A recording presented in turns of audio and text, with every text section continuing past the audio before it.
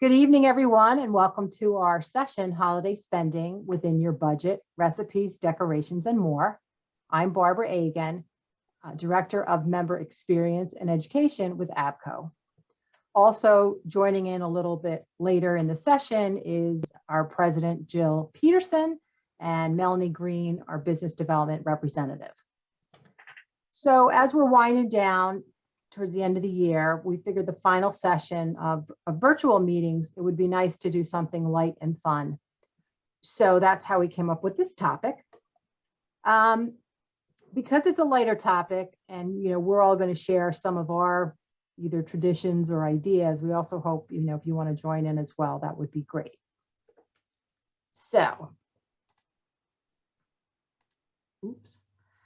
So a question to ask would be, do you actually create a budget? Some people use the Christmas Club account for this purpose, and our actual Christmas Club will start up again in January for next Christmas. Some people also open up additional sub-accounts and just label them for different things, be it holiday or vacation or whatever, and do automatic transfers. So there's a number of ways to do that if you planned in advance. However, it's November, so if you didn't create a holiday budget prior, you need to kind of take a hard look at what you're planning on spending and see if that's going to work for you. And really, it's as easy as just grabbing a pencil and paper. So just to kind of give an idea of a sample holiday budget. So we've got obviously whoever you need gifts for. There have been years, not the last year or two, Mel, but there have been years where it's like 2 weeks before, the holiday, and I'm like, oh my goodness, I forgot about my staff. So I don't do that anymore. But if there's friends, pop-ins, if you like to leave or get a card and put money in for, the mailman or the garbage folks or whatever you want to do. If you're planning on having any get-togethers, a holiday dinner, et cetera, you want to plan for that, as well as beverages, alcohol and eggnog. I still have yet to enjoy eggnog, but that's okay. Also decorations. Now, obviously the best time usually to shop is after the holidays, where there's discounts. I don't know, this is a strange year, so whether that's going to work or not is yet to be seen. If you're planning on giving to a charity organization or something like that, a donation to the food bank, you want to kind of have all of that in play so that you know. So again, very simple, you list out, there might be other things. Can anybody think of anything else that you would budget for on your holiday list that I did not include? Going out to parties and holiday dinners, things like that, that could run into a lot of unexpected expense. That's true, because you can't go anywhere empty-handed. Or if you're going out to dinner or drinks with friends, yeah, absolutely. Yes, yeah. And if you've been out in a restaurant recently, you know that the prices have skyrocketed. Mm-hmm. Absolutely. Yeah, thank you. We can't forget the pets. Oh, yeah. Oh, yeah. How did I even do that? I did forget the pets. I know, they need at least something small, right? Okay, good.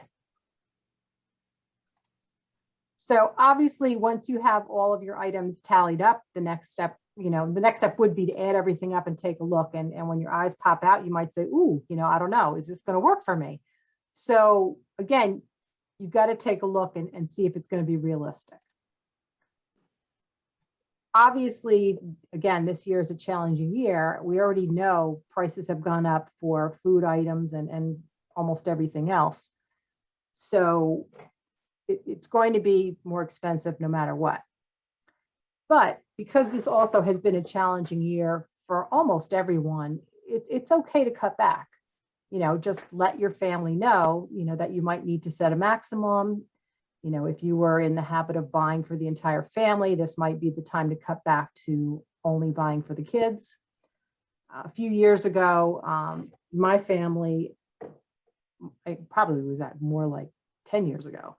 when the kids were little, my sister-in-law wasn't working, and she said, listen, guys, we need to set a budget. So we set like a maximum dollar amount for the kids. And so for a little while, it became, trying to buy what everybody else's kids liked. And then we finally got down to like goodie bags that we each had 2 kids. We would create the goodie bags for our own. And the kids knew not to expect any lavish gifts. And they really just enjoyed hanging out with their cousins. So it really became more about family and getting together. And that was great. So what are some of your cost-cutting ideas? Just curious if anybody has anything that they would like to share.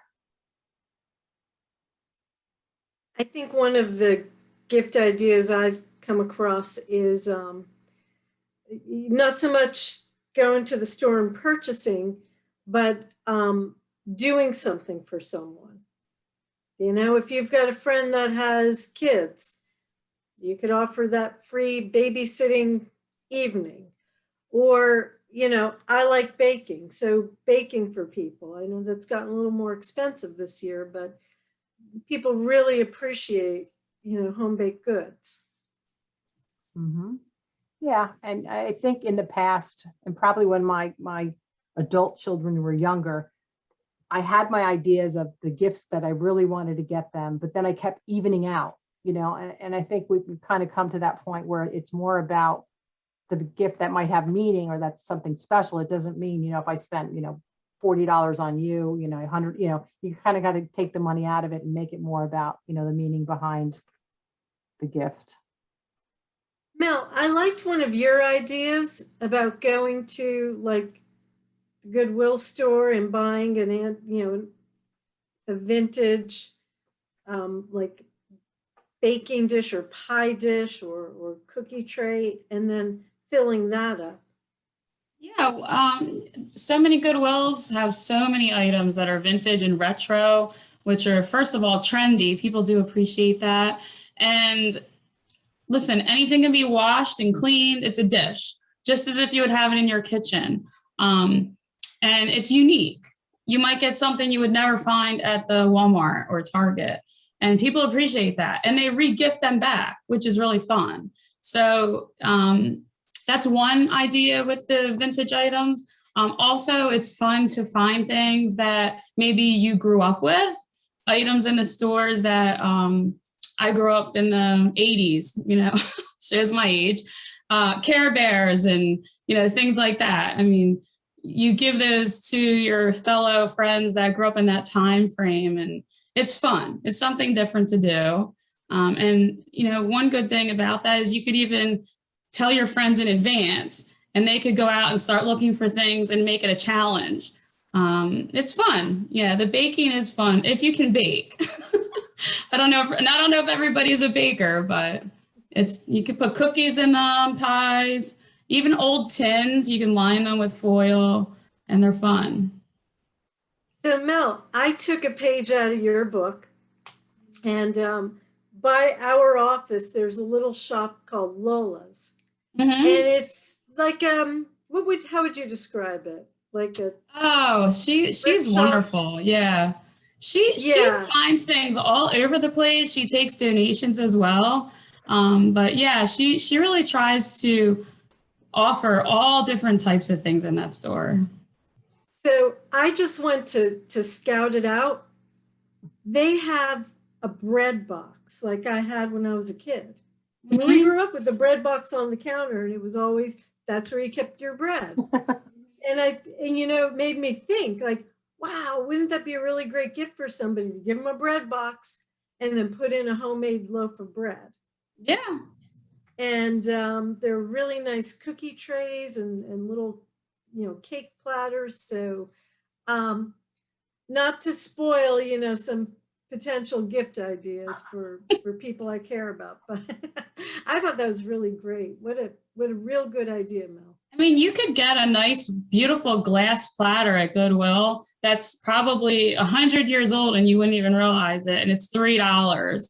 And you're giving a really nice cookie platter to somebody and they don't even realize it's probably from 1940. It's really fun.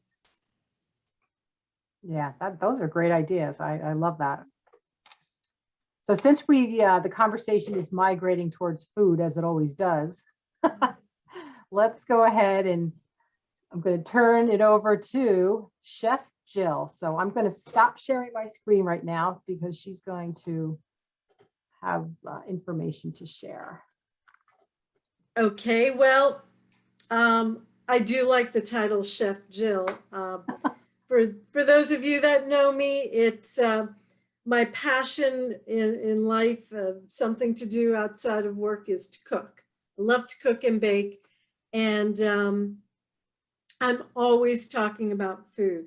My ethnicity is half Italian, half Lebanese, so it's all about food, and life happened in the kitchen, and food equals love. So here's some of my tips for the holiday season.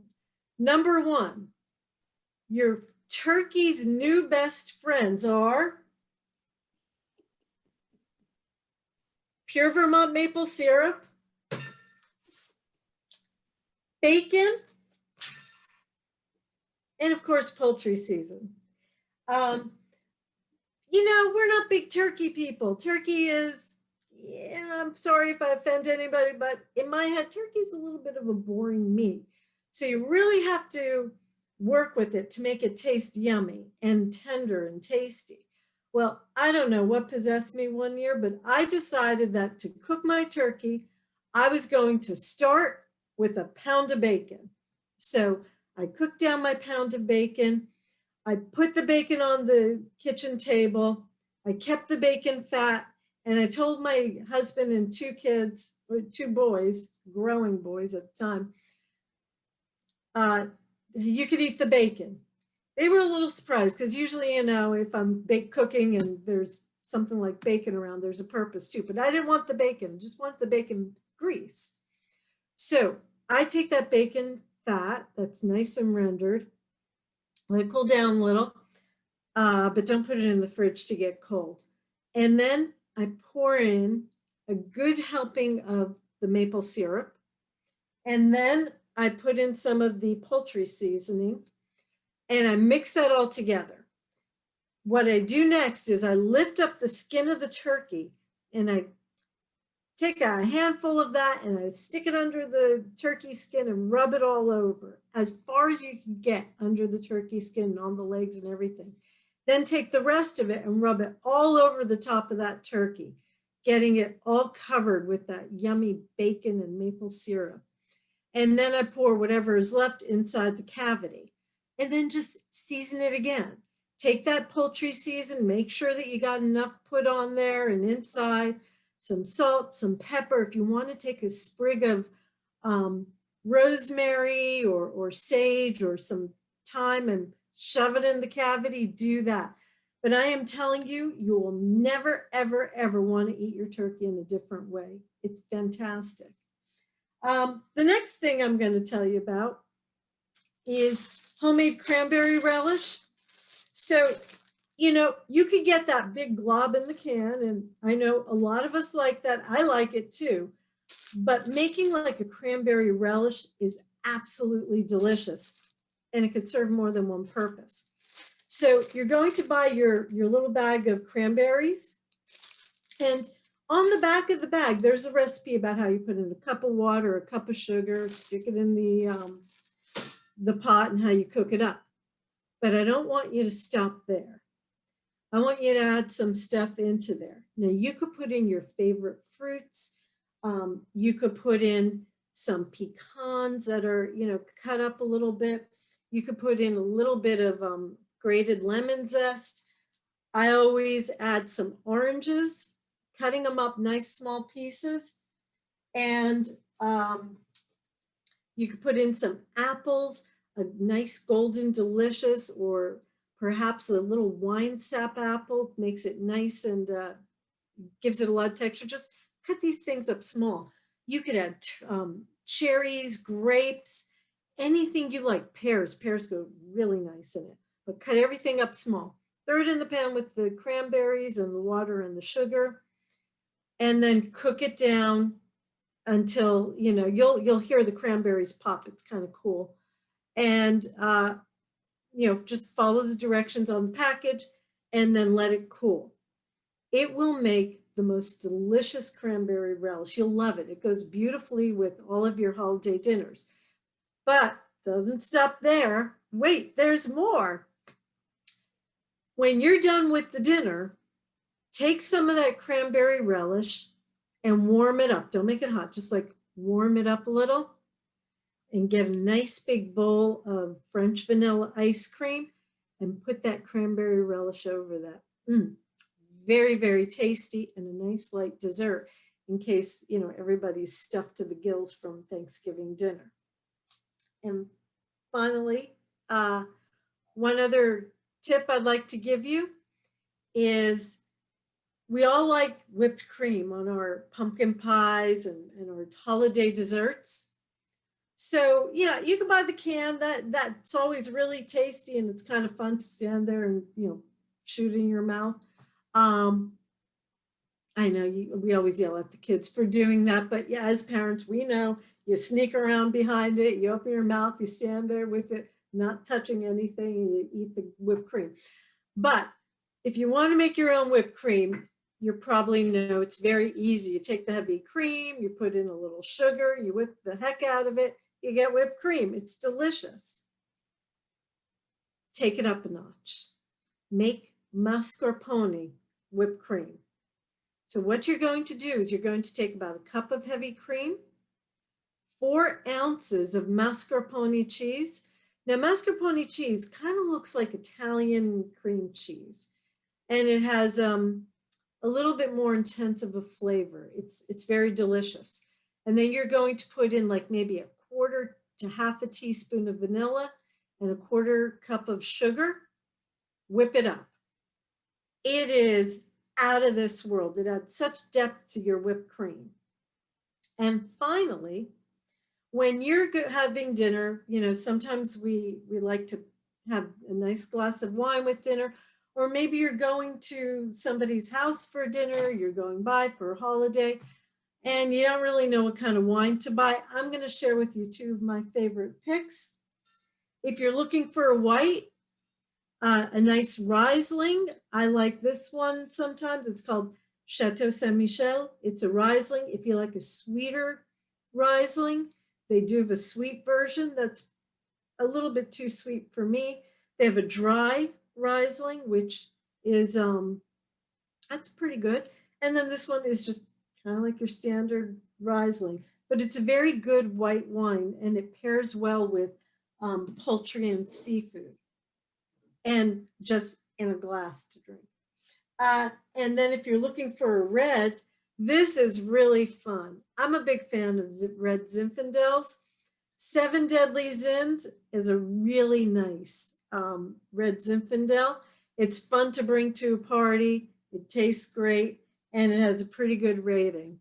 And that pairs well with, you know, your beef and your even some pork dishes. But it's nice to just sit around in the evening and chat and have a glass of wine. So unless you want more recipes, those are my holiday baking and cooking tips. Great tips, Jill. Thank Yeah. you. I'm writing those recipes down after this is all done. They're great. Yeah, Thanks. absolutely. And the The little wine tips were mascarpone nice. whipped cream. Yeah. Yeah. Once you try that, you're kind of ruined for whipped cream. Yeah, I've heard of that. I've heard it's very easy to do. I've never done that. But okay, let me go. So now we go to, Jill forgot to mention, besides her love of cooking, is her love of cats. So when I share the screen, when I was Love looking that. through pictures, again, so we're talking about Thanksgiving, but also, the spending and the budgeting, we're also tying in Christmas. So for me personally, my 2 favorite seasons to decorate inside and outside are Halloween and Christmas. I probably have very small amount that I put out for Thanksgiving. There's really not a lot. But when I saw this picture, it reminded me my 2 cats, which are about 5 or 6 years, when they were younger, My other cats didn't do that. These guys, though, they like to climb the tree. So luckily I had plant hooks at the top. I would have to tie my tree for fear that they would topple it over. They actually busted up my last tree because they got a little too big and the tree was a little too old. But obviously the point of this is to make sure, that you have, pet friendly, your decorations are pet friendly. And when I was looking this up, I learned something I never knew. I used to think that poinsettias were poisonous for cats. They're not good for them. They could get, throw up and make a mess, but it's not poisonous.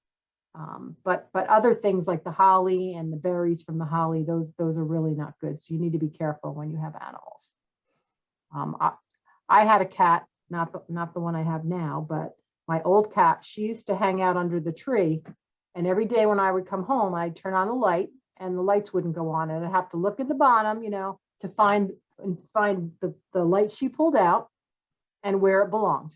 And she only did it to about 1 or 2, but it was like an everyday thing. And that was that cat. They're all different. So be thrifty when purchasing, new items, shop sales, or again, do post-season.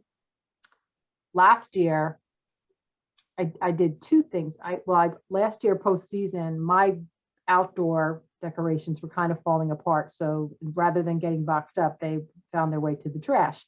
I bought some things last year post-season on sale. I've never taken them out of the box. So that's my only fear, is that when I go to take them out, they actually do work. Otherwise, I'm going to not have any outdoor decorations. Oh, well, hopefully that won't happen. And then, shopping, dollar stores. Some dollar stores have some really great finds, and the dollar store by you might be different than the one the next town over. For me in central New Jersey, I've got one right in Somerset. The North Brunswick store always has different things. And then I discovered the Manville Dollar Tree, that one had a lot of fantastic things that the others didn't have. So it really, spending a day just kind of shopping different dollar stores can be helpful as well. And then obviously looking online, I had found these stickers last year. So I was able to put like snowflakes on the windows, and my sliding glass door had like Santa peeking out of one end and Rudolph on the other. So just some like cute accent pieces that were adorable. They don't really last year to year. So the ones I used are gone. I have to try and find them again because I really liked that. So any decorating ideas or items that either of you ladies would like to share? Or Well, I like to, if you have kids, I love when kids make decorations. And especially this year when decorations might be scarce and, you don't have a great selection. If you have kids, ask your kids to make some things to put up on the tree. I mean, you cut out circles and punch a hole in it and have them decorate like a Christmas ornament, and then, put a ribbon through it and tie it up on the tree. But I always think that those things are very cute, and anything that they make in school has to go on the tree. yeah, I actually have all of that. Have every decoration that was, that they made as kids. It's funny. I have my different decorations. Like I was into brass pieces and instruments. I'm a big red bow fan at Christmas. But again, like, baby's first Christmas and all the little ones from school that had like their little school picture on it. Yeah, kind of a blend of that. I'm toying with the concept this year. In light of wearing a mask and having to wear a mask at times, I've lost more earrings than I could tell you about, and I keep losing one earring. So I've got this growing collection of one earring. So I was thinking maybe, if there's some that are a little bit more visible, a little bigger, maybe I'm going to put them on my Christmas tree just for a little extra bling. That's interesting. And of course, you'll need to keep yours at the top so it doesn't fall off and get in the hands of your cats. Oh yeah, my 2 cats, the first 3 feet of my tree have absolutely no ornaments. Yeah, Yeah, I do. because- I'll put ornaments, but I have non-breakables, and that I put on the bottom because my cats no longer climb the tree, but they do love, both of them, to hang out under the tree. It's like I pose them. They just love to hang out there. They think it's cool, so it works. I could share some really economical decorating ideas I grew up with as a Girl Scout, actually. All those years of being a brownie and a Girl Scout, we always did nature, and our leaders would take us out in, the yard, at the schoolyard, in our backyard, and we would collect pine cones, acorns, nuts, the little caps off the acorns, and we would decorate those with glitter and glue and make little ornaments out of them. And we would collect evergreens and make, little sashes for the windows with bows and such.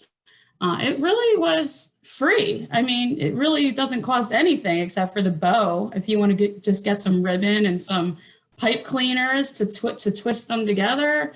And we did that every year. And we also used to string cranberries and popcorn and put them out for the birds. We would always decorate a big tree outside for the birds. And it was just a tradition. We always did. It was not expensive. And I mean, what's a bag of popcorn? Just throw it in the pot, make some popcorn. I mean, you could, in essence, put popcorn on your tree inside, but I don't know if you have pets, if that's a good idea. They might attack your tree, but yeah, I mean, we always grow up making things from the yard, and it was simple and like the most economical thing you could think of. And believe it or not, if you're pretty handy, you could take soda cans and you can actually cut them out and make stars out of the metal soda cans. Wow. And it sounds silly, but it works. And they're all different colors. And you don't see it on the inside of the tree, but as much as on the outside. So you kind of just shove them in the middle. And they're quite shiny and sparkly in next to the Christmas light. So yeah, when we were kids in the fall, we would always collect really pretty colored leaves. And I'm saying this now because there's still some out there.